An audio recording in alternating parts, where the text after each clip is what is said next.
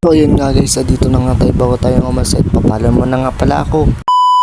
Pagkatapos nga dito, tamang antay na nga lang pala ako, tinatakpan ko nga lang pala yung puti ng damit kasi nga kitang kita. Pagkatapos ko nga pala magayos ng damit, ito naglakad na nga lang ako papunta at umalis na nga rin ako. So yun nga, dito na nga tamang lakad na nga lang pala ako, medyo may kalayuan pa naman konti. So yun nga, sabi ko nga sa sarili ko, laban lang to, itutuloy ko to pag-ubulag doon kahit wala nga viewers. Sabi ko nga sa sarili ko, ito na nga, pag nakapasa nga ako, di ko na nga itutuloy kasi parang ako lang naman mahihirapan. So yun na nga, hanggang dito na lang, sabi ko nga sa sarili ko, bahala na nga to, kung makapasa nga tayo o hindi. Gawin nga niya na dito medyo mga malapit na tayo, isang ikot na nga lang pala. At dito na nga medyo isang ikot na nga lang, sabi ko nga isang ikot na lang tayo, maharating din nga tayo niya. Pagkatapos natin may ikot, ito na nga nag-video na nga ako sa loob, parang malapit na, parang ayoko na nga mag-video kasi sawang-sawa na ako pagkaka-video ko. By the way nga dito pag uwihan nga to, dumiretso nga ako sa Nomabol kasi nga para mag-picture lang. Pagkatapos ko pala mag-picture, itong bumaba na ako, so uwi na ako sa anong oras, sabi ko mag-gala ko na, uwi na nga ako, papagod na nga din ako. Uwi nga niya na dito na nga, tamang uwi na nga lang pala ako, sabi ko ba't ang init naman, masakit nga sa mukha, yung init na umahap din nga yung mukha ko.